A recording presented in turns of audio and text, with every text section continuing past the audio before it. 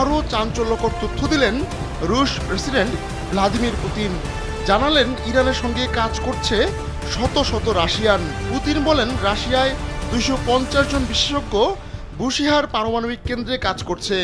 এছাড়া আরও অনেকে বিভিন্নভাবে সহযোগিতা করছে। এ সংখ্যা প্রায় 600 জনের কাছাকাছি। রাশিয়া কখনো ইরানকে ছেড়ে যাবে না। সেন্ট পিটার্সবার্গে আন্তর্জাতিক অর্থনৈতিক ফোরামের এক সংবাদ সম্মেলনে পুতিন এমন মন্তব্য করেন। এ সময় তিনি ইউক্রেন ও রাশিয়ার মধ্যে মধ্যস্থতাকারী হিসেবে কূটনৈতিক প্রচেষ্টার জন্য তুর্কি প্রেসিডেন্ট রিসেপ তাইয়েপ এরদোয়ানকে ধন্যবাদ জানান। পাশাপাশি ইরানের পরমাণু প্রকল্পকে রক্ষা করার জন্য প্রস্তাবও দিয়েছেন পুতিন। তিনি বলেছেন ইরানের সঙ্গে রাশিয়ার সম্পর্ক ভালো, তাই রাশিয়া ইরানকে একটি প্রস্তাব দিয়েছে। যদি ইরান চায় তাহলে রাশিয়া ইরানের পরমাণু প্রকল্পের কাজ নিজের তত্ত্বাবধানে চালাতে পারে। ইরানের ইউরেনিয়াম যাতে শুধু শান্তিপূর্ণ কাজে ব্যবহার করা হয় সে বিষয়েও রাশিয়া নজর রাখতে চায়। তবে এসব কিছুই হবে যদি ইরান রাজি